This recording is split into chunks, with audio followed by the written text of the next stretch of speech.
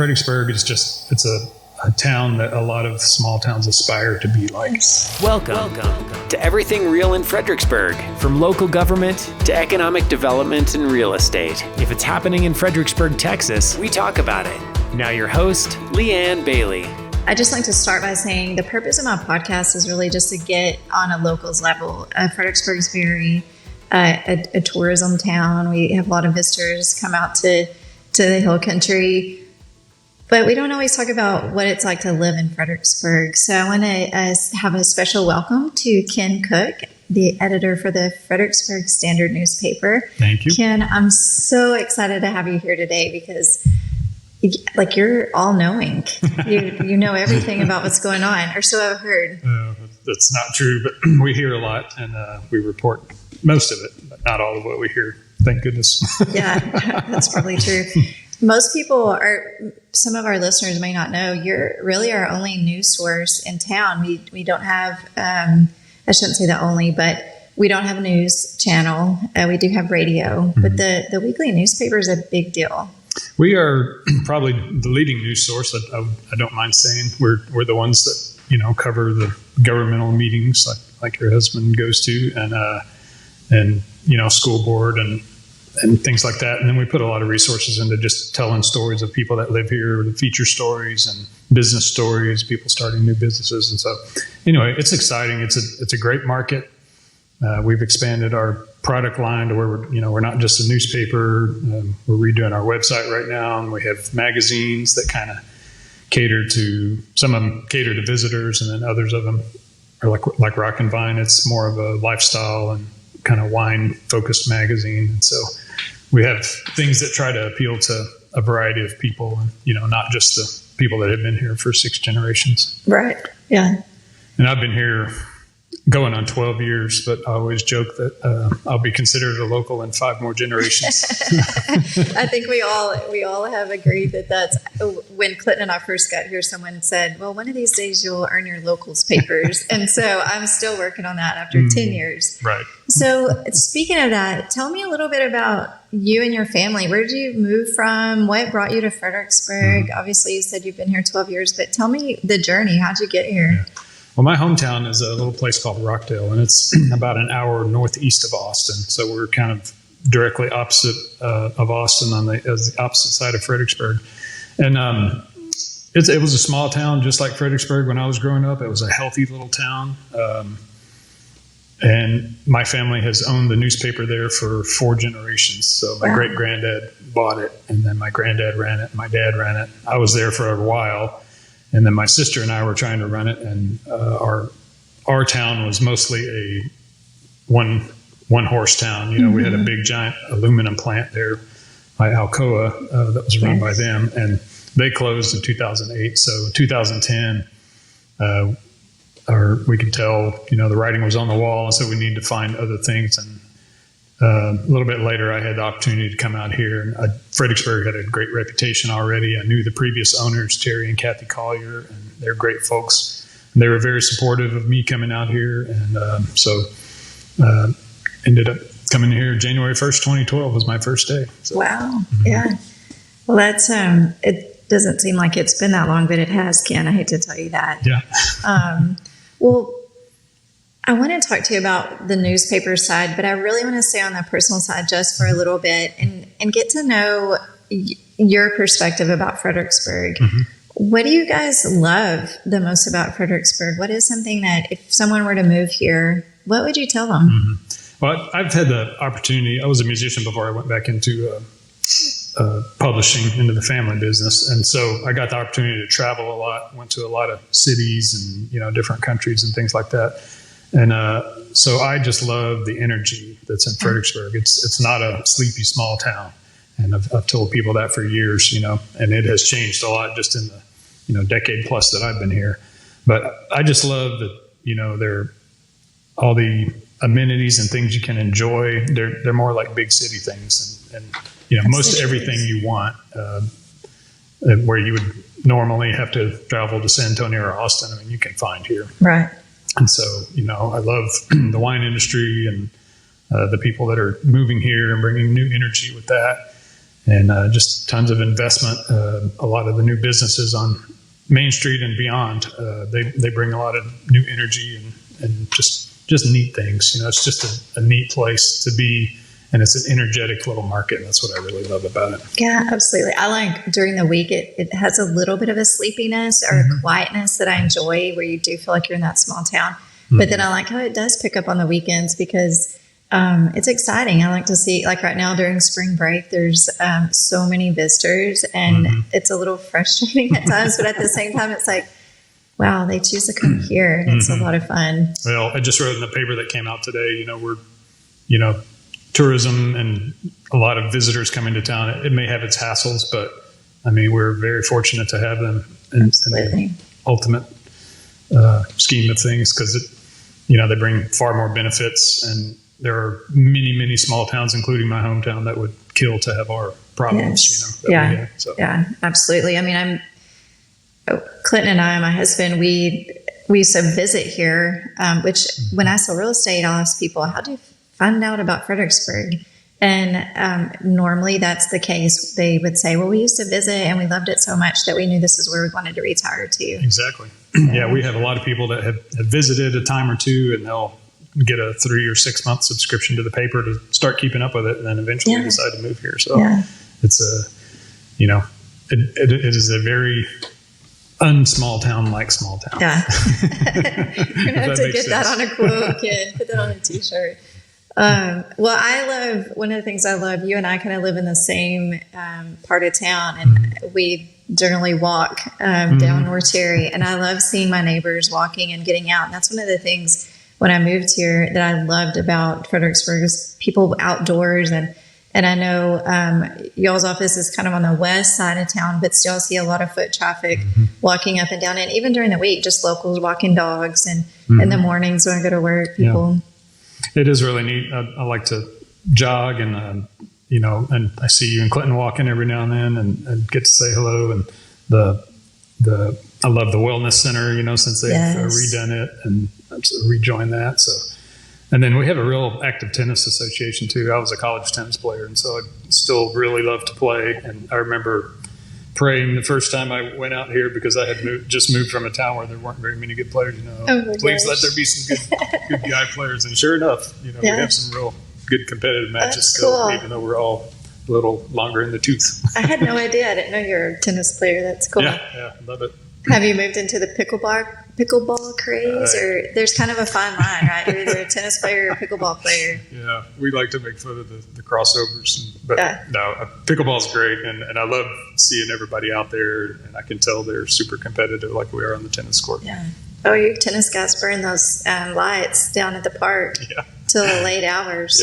Yeah. We need to twist Clinton's arm about getting some newer ones out there. So I've heard a lot about that. I hope that you were a part of the comprehensive plan and said more tennis courts. I made sure to put that, because I noticed everybody was marking the pickleball improvements, and so I put one in for tennis. There's a spot for everyone, I guess. Well, other than tennis, what else are you involved in town? I mean, I see you everywhere, and I know that's kind of when you're the editor. But you're also very involved in the community. So tell me a little bit more that you have going on with it. Yeah, we get invited to a lot of things, but I love that part of my job, getting out and seeing a lot of people, and whether it's a social function or a governmental meeting. But I'm also in Rotary Club. I'm third generation Rotarian, so I believe in serving the community and serving the world, and through that.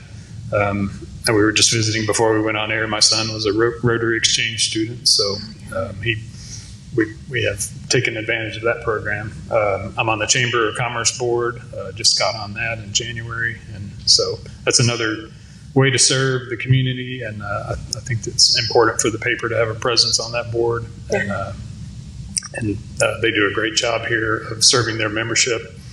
And then I go to church at the Methodist Church, so do a little bit there. I'll never get the perfect attendance award, but I do like Pastor George and Pastor Jackie. They're really good folks, and gave me a lot of comfort, during those really weird times of coronavirus and all that.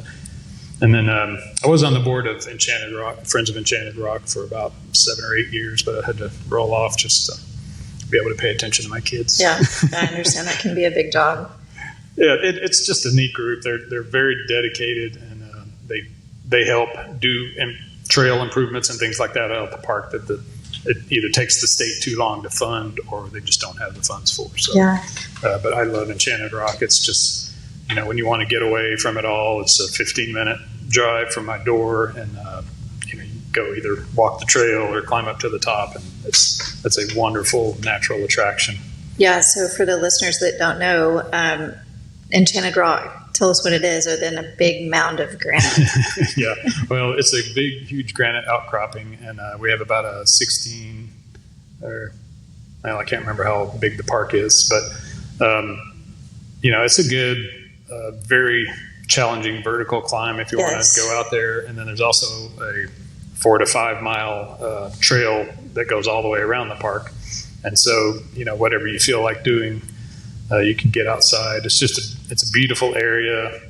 There are a lot of people, if you just want to be out in nature. Yeah, the views are amazing. Yeah, for sure. And there's not a lot of development around there.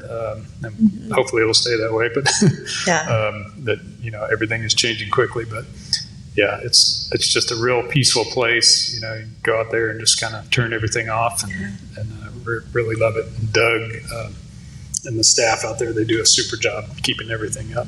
Yeah, that's a cool thing. I know we have a lot of visitors, especially right now, come out to E-Rock during spring break, but it is constant during the off season too. Locals going up. I always see a lot of my friends on Facebook walking up. I didn't know you could go straight up. I always zigzag. I never go straight up. No, just kidding.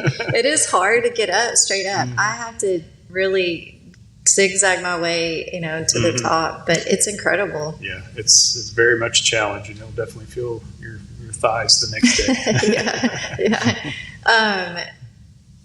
One of the funny things, it kind of, just to take it back for a minute, whenever you said Pastor George Lumpkin at the Methodist Church, I grew up in El Dorado, where George was also a pastor for the Methodist Church there, and had kind of lost, I went to school and I went to the Baptist church, so he wasn't my preacher, or my pastor. But when I got here, I was like, well, that's George Lumpkin. So I think that's so neat. He is a great guy. So I do big plug for the Methodist church. They're great people. Yeah, we have a great staff there, and they do a lot of outreach in the community and serve in a lot of ways, that is not in the newspaper and things like that. Our music minister, Don Doss, brings a lot of incredible music to town, and he does the Christmas tree singings every Christmas over there at the Pioneer Museum. So it's just, it's a good place with a lot of good people. A lot of good youth programs.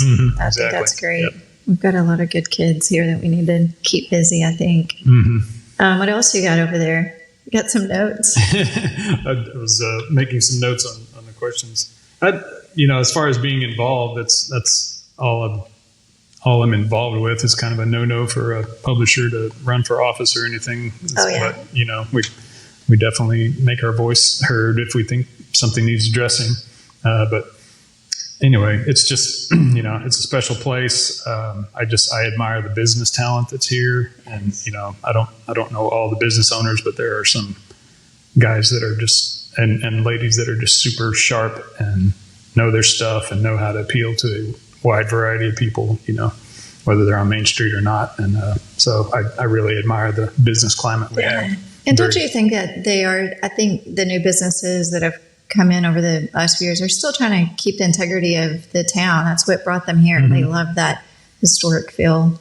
Yeah, for sure. And, that's kind of another special thing about Fredericksburg is that the no chains on Main rule. And, so it's not a Burger King and so for the listeners, if they don't know the rule, there's no franchises within 6 blocks, Elk to Milam. And I guess this morning we're talking there a little further away, but there's no chains, and that's incredible. Yeah, it does. And it makes the flavor of downtown real special and unique. And, it's not the same stores you would run into everywhere else. So, any exit off the freeway, it seems like there's the same 4 or 5 fast food restaurants.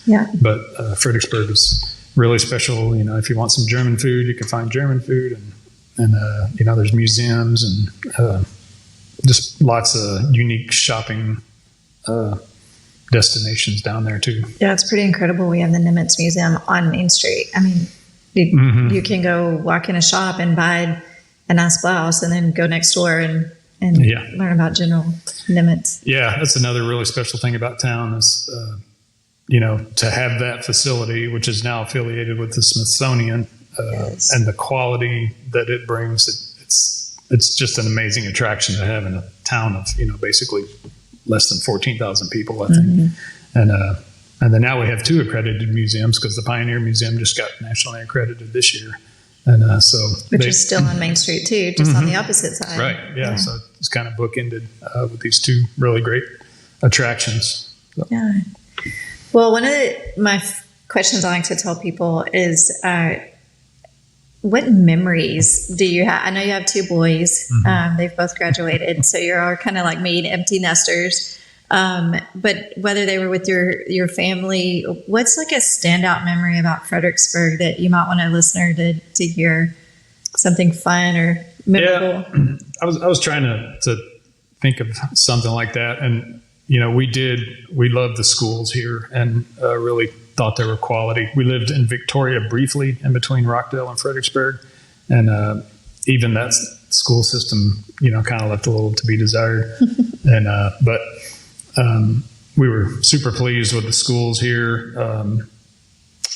and both the boys had real good experiences. I think it was challenging enough for them to stay interested, and so they didn't dabble in some of the things you don't want teenagers to dabble in. That I know of. I guess we ought to say. Yeah, right. And but anyway, Will, my youngest, he went on to be an all-state band musician, and then now he's a music major up at North Texas. And Eston, he graduated in 3 years, and then he did the Rotary Exchange program in Germany, and so he's incredible. At UT now. Yeah, and there's just a lot of neat opportunities for kids. You're going to get out of education what you put into it, of course, but we feel like Fredericksburg served us really well for education of the boys. That's good to hear. My daughter just graduated this last year, and so she's a freshman. And I remember the whole year, our senior year, I'm ready to go. Well, now she's like, Fredericksburg was pretty cool. I miss it. I miss the weather. I miss the good people, the teachers that were really, one-on-one, and just a real good quality school system. Yeah. Sterling had some good opportunities with golf and everything else she did. And so, it's a neat place. I have an employee whose daughter is a senior, and she's the same, kind of chomping at the bit to get out there. And, senior artist.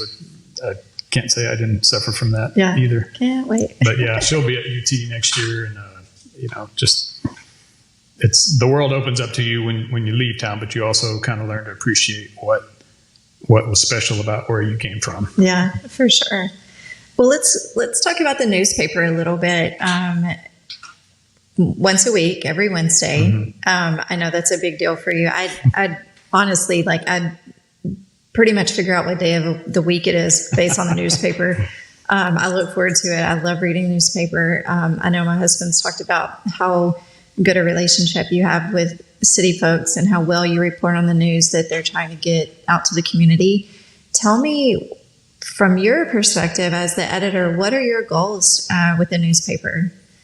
Well, I would obviously love to grow my subscriber base, and we try to tell the stories that need telling here, whether it's from a governmental angle or if there's just a neat person in town that we think deserves a featured story and to have their story told.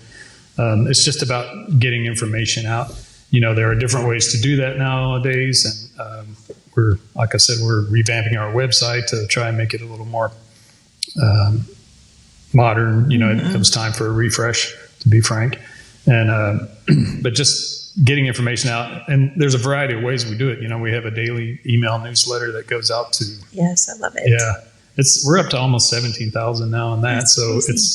It's a good product for us, and it gives a lot of information. And some people kind of use it as a reminder. So, I was going to go to that meeting today, and but we're just trying to write about what we think are the most important things that a Fredericksburger ought to know, or somebody who's living in Gillespie County. And, we don't always get it right. We hear from people when we don't, but we will make a correction, Of course. And if we do get something wrong, and there's a lot of good things to relay here, and we have to cover the not good things as well, but that's just all part of it. Well, and the listener might not know, Gillespie County actually has Harper, Fredericksburg, and Stonewall, and maybe Willow City if you get some Willow City news. So there's actually a lot to cover, and then we have such a various demographic, because you've got the locals, and then you've got the tourism and visitors part of it. But I'll tell you, as a mom, it's so cool to be able to open the newspaper and see your kid, and I think people still love that. When I moved here from West Texas, my background was marketing and advertising, and I went into real estate, and I remember they were like, oh, you need to put an ad in the newspaper, and I was like, no way, like print is out. But I would completely disagree with that now, because I think everybody's still reading the newspaper, because that's our biggest source of information. But it's enjoyable, it's well written. Thanks. It's good stuff. Yeah, we still try to keep the quality up. We're having staffing challenges and everything else, just like everybody else is.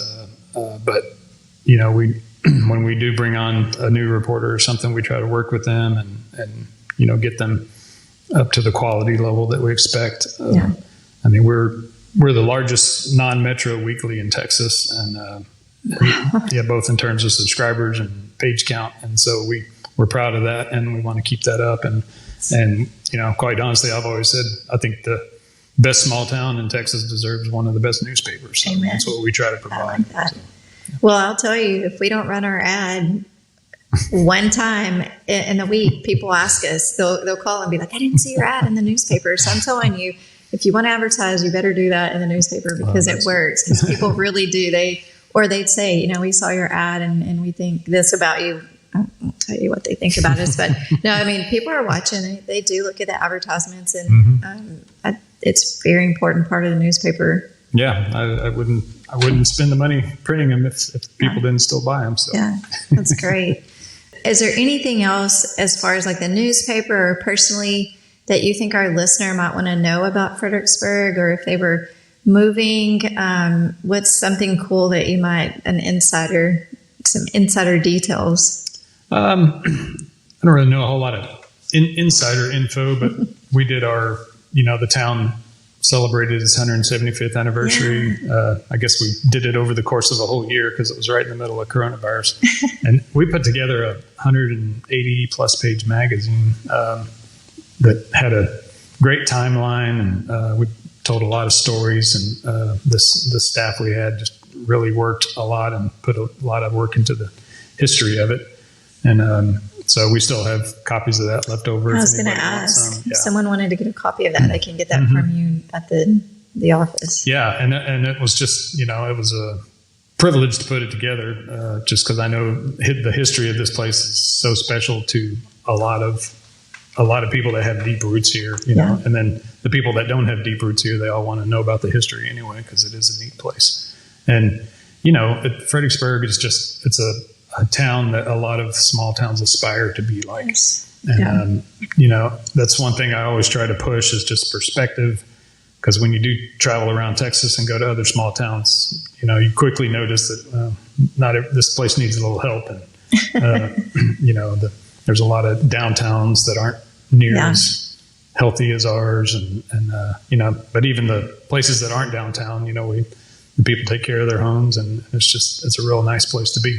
Yeah, definitely a proud of ownership around here. I remember when we were driving around with the realtor when we moved, and all the yards were mowed and freshly painted. And Clinton asked the realtor, what do y'all say to people to get them to do that? And they were like, oh no, we don't have to say anything. Like, that's just the norm. Like, people want to take care of it. Yeah. Glenn Tribes is a local historian that I always love talking to. And he was telling me that, when he was growing up, he's in his 70s now, I guess, but when he was growing up, he said they would kind of shame you with the furrowed brow if a leaf fell off a tree and landed on your yard and you didn't ran out and picked it up. Yeah. But he's, it's just a real German ethic, of liking everything neat and tidy, and it has served the town well. I agree with that for sure. When I come to work, there's a lady that has, she's probably in her late 70s, maybe 80s. And she gets out there and mows that yard. And there are days I think I should stop and help, but she's got it. And I'm sure that's what keeps her young and vibrant, is doing her yard work. Yeah. So we have neighbors like that as well.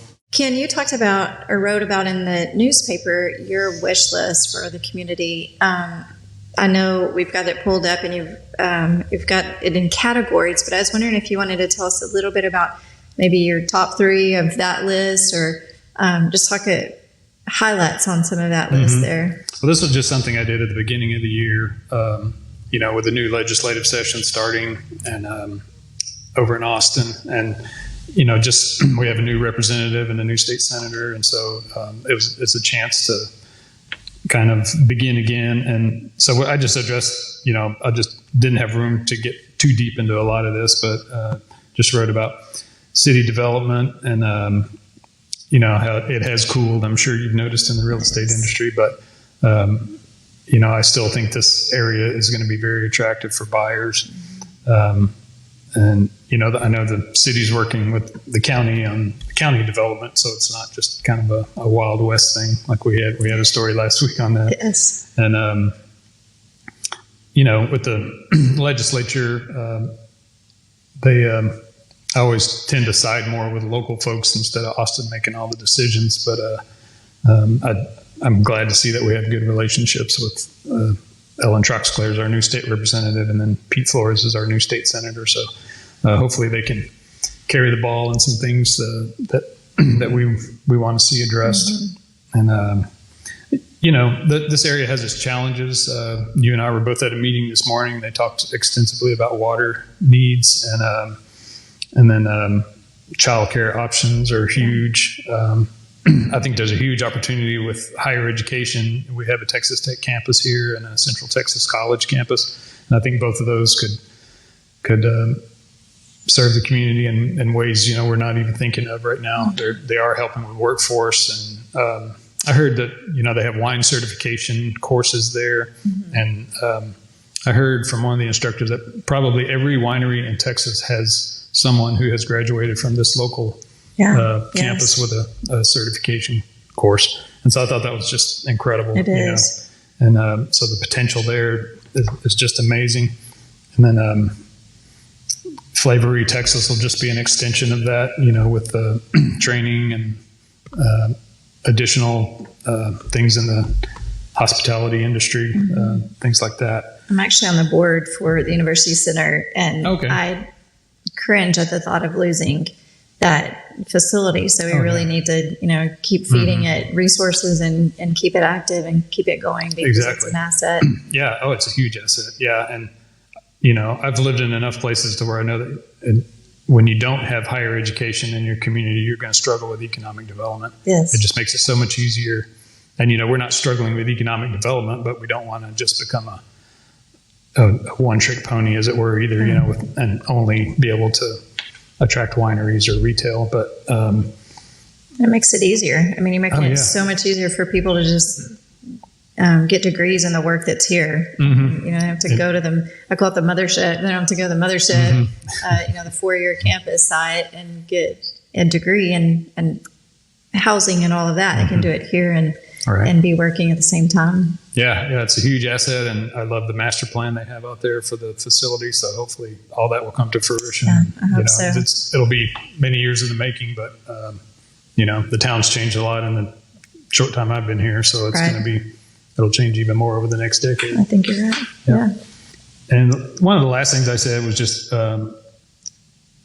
just a success that Gillespie County has had, and we're just really blessed by that. And like I said earlier, a lot of small towns would kill to have the problems that we think we have, but it didn't happen overnight, and so I've always been an advocate for those who came before us, and the people that led the town and made the decisions, whether they were with the county or the city, and it's just been a really nice place. And so we just always want people to have that perspective that, it's not always this way, in small town Texas. Right. So we're very fortunate to have forward-looking individuals and people that are, they're conservative with a penny, but they make good decisions with them. And I think we're lucky too. I grew up in a small town in West Texas where the oil and gas business, the fluctuation determined, how well the town was doing. Right. We don't have that flux. So we don't have that up and down all the time. It stays pretty consistent. I know that, COVID had its way with everyone, but we just don't seem to have that. And that's really good for everyone, business, real estate. And the real estate market definitely cooled off, but even in 2008, it didn't hit here like it hit nationally. Right. And I think, COVID was the same way. Yeah. It started picking up here a little more before a lot of other places. And, and not that there wasn't still a danger or a risk, but, we recovered well and we're still seeing record sales tax revenue Absolutely. and things like that. So it's a good measure of a healthy place. I agree. Well, Ken, is there anything else you want to leave us with before we say goodbye to our listeners? I think I've said most everything I need to say. It's it's a great market, and if you are thinking of buying a house from Leanne, it'd be a good investment. Sure. I do thank my stars. I bought in 2012, but